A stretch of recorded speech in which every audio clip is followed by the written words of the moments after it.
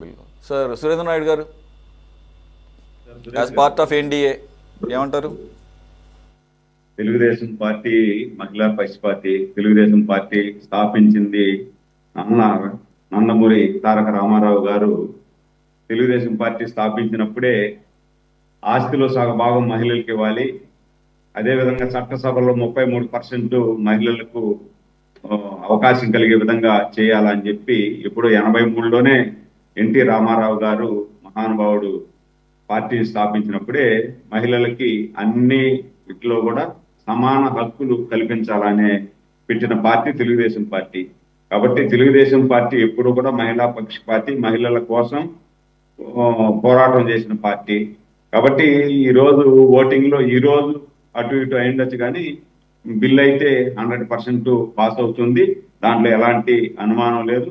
దాంతో పాటు మనకు రాష్ట్ర విభజన జరిగేటప్పుడే తెలంగాణలో కానీ, అదేవిధంగా ఇక్కడ ఆంధ్రప్రదేశ్లో కానీ, తెలంగాణలో కానీ ఆంధ్రప్రదేశ్లో కానీ రెండిట్లలో కూడా ఎమ్మెల్యే స్థానాలు పెరగాలి, ఎంపీ స్థానాలు పెరగాలి అని చెప్పి ఆ రోజే చెప్పారు. కానీ కాంగ్రెస్ పార్టీ దాంట్లో ఏం చేసిందంటే ఆ చట్టం చేసి ఉంటే బాగుండేది. విభజన చట్టం విభజించినప్పుడు కాంగ్రెస్ పార్టీ ఏ విధంగా అయితే కొన్ని లోపాలు దాంట్లో చేశాయో, ఆ లోపాలు లేకుండా కానీ ఆ రోజే కానీ చేసేసి ఉంటే మనకు ఆంధ్రాలో తెలంగాణలో ఎమ్మెల్యే సీట్లు పెరుగుంటాయి. ఎమ్మెల్యే సీట్లు పెరుగుంటే మనకు కూడా ప్రాతినిధ్యం, ఎమ్మెల్యేల ప్రాతినిధ్యం పెరిగినప్పుడు మనకు కూడా కేంద్రం మీద పోరాటం చేసేటువంటి అవకాశం ఉండుండేది. కాబట్టి అది కూడా ఖచ్చితంగా పాస్ కావాలి, డీలిమిటేషన్ కూడా కావాలి. దాంట్లో పాటు తెలుగుదేశం పార్టీ కోరుకునేది ఏమంటే 50%, అంటే గంప గుర్తుగా 50% ఇవ్వాలి.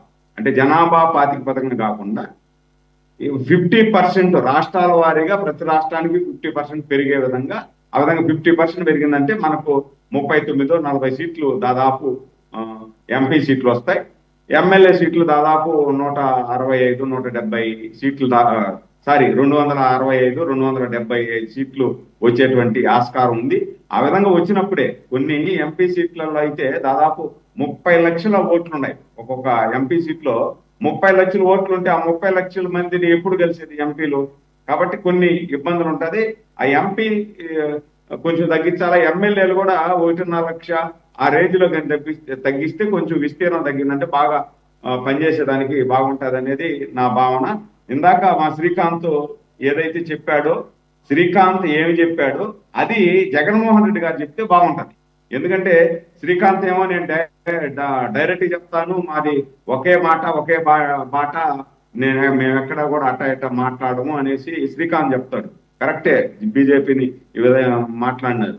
అదే విధంగా వీళ్ళు శ్రీకాంత్ ఏం చెప్తున్నాడో అది జగన్మోహన్ రెడ్డి గారు చెప్తే చాలా బాగుంటది అనేది నా భావన. Okay, right.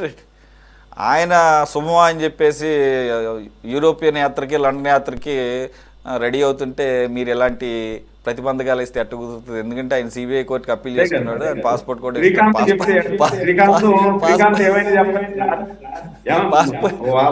వాళ్ళ పార్టీ వానంటే ఆయన చెప్పాలి కదా, పార్టీ అధ్యక్షుడిగా ఆయన చెప్పాలి కదా. నేను ఎందుకని దానికి లింక్ చేస్తున్నా అంటే, జనరల్గా ఏంటంటే సిబిఐని పంజరంలో చిలక కేంద్ర ప్రభుత్వం చెప్పినట్టు ఏంటది అన్నారు. కాబట్టి ఆ సిబిఐ కోర్టులోనే ఆయన పాస్పోర్ట్ హెల్డ్ అయ్యి ఉంది. కాబట్టి ఈ సిబిఐ పర్మిషన్ తీసుకోవాలి. కాబట్టి ఆ రకంగా నేను ఆ పాయింట్ని యాడ్ చేశాను తప్ప నథింగ్ ఎల్స్. ఉపలక్ష్మణ్ గారు.